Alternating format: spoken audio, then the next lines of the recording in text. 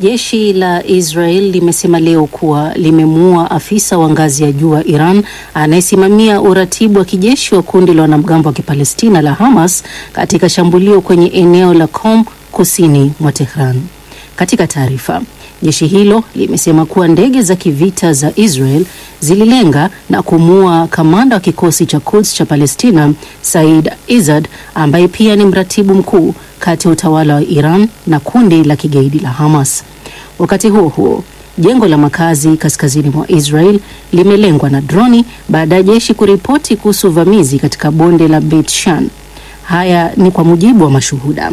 Aidha, huduma ya kitaifa ya dharura ya matibabu ya Israel imethibitisha kuhusu tukio hilo na kuongeza kuwa timu zake za uokoaji hazikupata majeruhi wowote zilipowasili katika eneo hilo.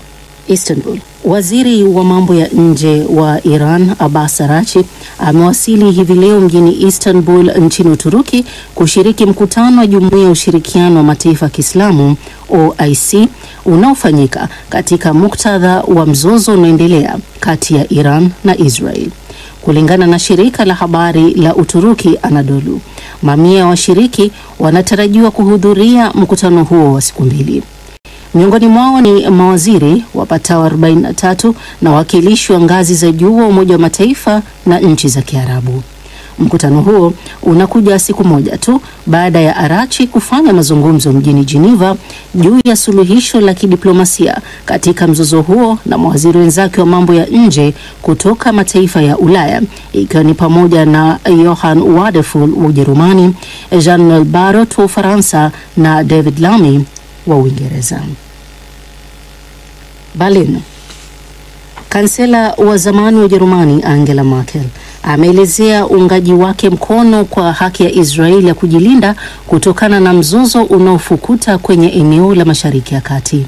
Katika taarifa yake iliyochapishwa leo na gazeti la Neue Osnabrücker, Merkel amesema ikiwa baadhi ya watu wanaruhusiwa kutangaza kwamba wanataka kuliangamiza taifa la Israel, basi taifa hilo lazima liweze kujilinda. Akizungumzia wasiwasi kuhusu iwapo hatua za Israel zinazingatia sheria ya kimataifa, Merkel amesema wakati uwepo wa nchi unatiliwa mashaka na Hamas au Iran, hauwezi moja kwa moja kujibu hilo chini ya sheria za kimataifa. Kinyume chake, Merkel amesema hali ya vita vya Ukraine iko wazi kabisa. Amesisitiza kuwa shambulizi la Urusi dhidi ya Ukraine ni ukiukaji wa sheria ya kimataifa na kuongeza kuwa Ukraine haijawahi kuitishia Urusi, lakini ilishambuliwa. Unaendelea kusikiliza taarifa hii ya habari za ulimwengu kutoka DW mjini Bonn. Washington.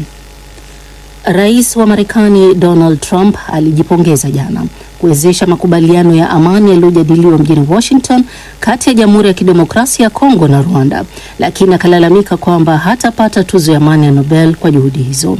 Akithibitisha kuhusu makubaliano hayo yaliyofikiwa na mataifa hayo mawili Afrika Mashariki na ambayo yanatarajiwa kusaini rasmi mkataba wa amani wiki ijayo mjini Washington, Trump kupitia chapisho lake kwenye mtandao wa Truth Social amesema ilikuwa ni siku njema kwa Afrika na kwa dunia nzima. Trump ameongeza kuwa amekuwa akipuuzwa na kamati ya Nobel ya Norway kwa jukumu lake la upatanishi katika migogoro mbalimbali, ikiwa ni pamoja na ule wa India na Pakistan pamoja na Serbia na Kosovo.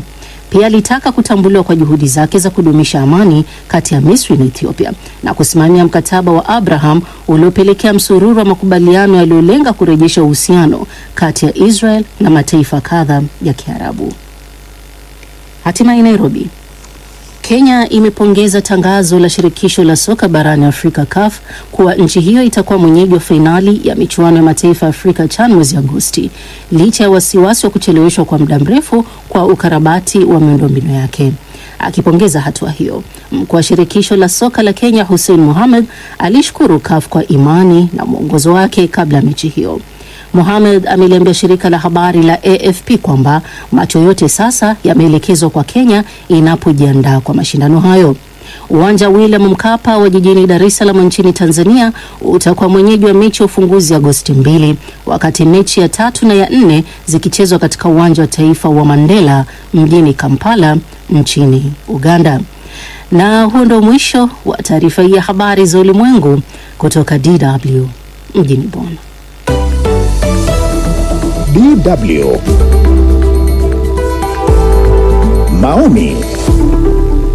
Na mpenzi msikilizaji, tunaingia studio kurekodi kipindi hiki cha maoni mbele ya meza duara, wakati eneo la Mashariki ya Kati moto ukiwaka.